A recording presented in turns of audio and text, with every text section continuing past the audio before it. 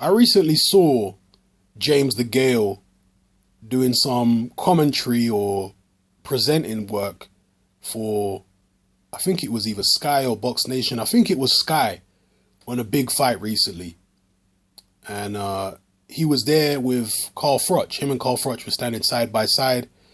And obviously during the course of the evening, the question came up about will Carl Froch fight James DeGale since they were standing next to each other. And James DeGale came across with a lot of respect for Carl Froch. Previously, he's, kind of talked a little bit of smack about Froch, but when they were side by side, he was very respectful, this, that, and the other.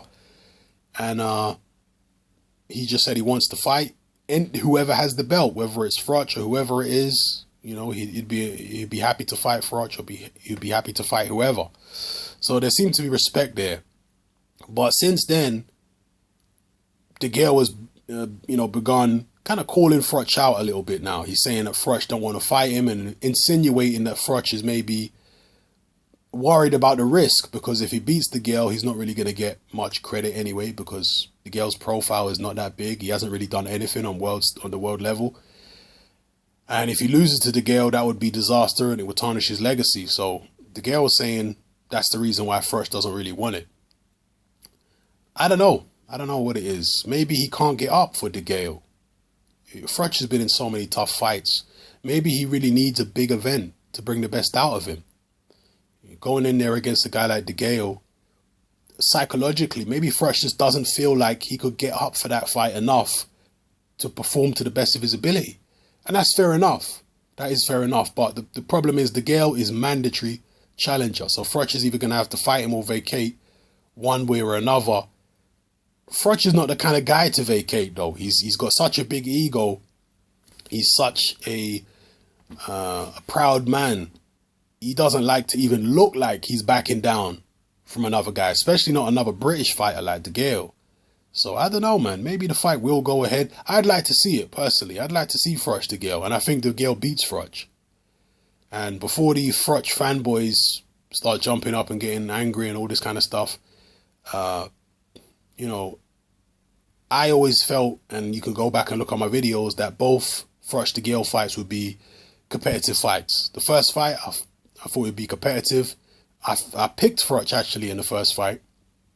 The second fight, I thought it would be competitive. I thought it would be cagey. And, I didn't come down on the side of Groves or Froch heavily either way. So it's not like I just came out and said, I think Groves is going to win and he's going to destroy it. No, I never said anything like that in the lead up to those fights. But what I am saying with the James DeGale Froch situation is I think DeGale beats Froch. I'm saying that right out the gate. I didn't say this with anyone else that Froch has fought apart from Andre Ward. When Andre Ward fought Froch, I said from the very beginning that fight was made, I said Ward is going to beat Froch. 100% in my mind. With DeGale, I'm not as confident as I was with Ward, but I still feel DeGale beats him. Unless they rob DeGale on the cards, I think DeGale beats him. I really do. I just think his style, his arm length, he has a kind of reach, the arm length that Groves didn't have. Because Groves struggled to box with Froch at long range in the second fight. Okay, he was having issues with Froch's jab because Froch has got very long arms. But DeGale's got long arms himself. Maybe even a bit longer than Froch's arms. Very long arms, this guy. And I just think his style is wrong for Froch. And I can see him beating Carl Froch.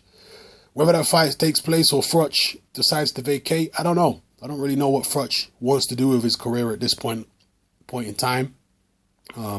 Andre Ward seems to have been completely frozen out because of his issues with his promotional team.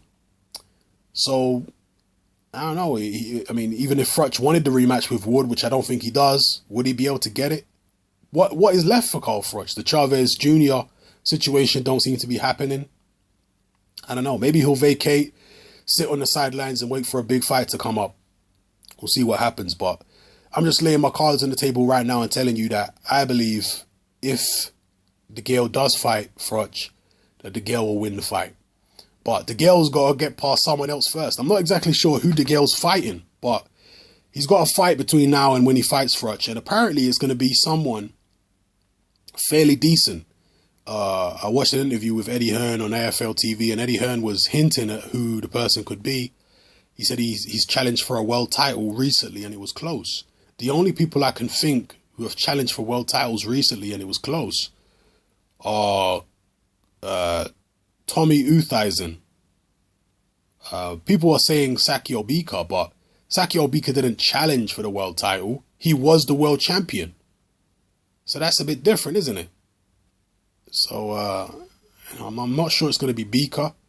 Uthisen, there's a Mexican guy as well. Is it Paraban? Marco Antonio Paraban? Is he the super middleweight that fought Bika? Could be him. That's the only guys I can really think of. Other than that, maybe Edwin Rodriguez. But Eddie Hearn said this guy challenged for the world title and it was close. The Rodriguez-Ward fight wasn't close. So, I don't know. Let me know who you think it might be. Who DeGale's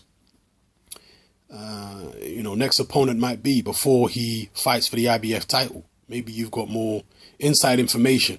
Drop your comments below. This is Hatman. I'm out.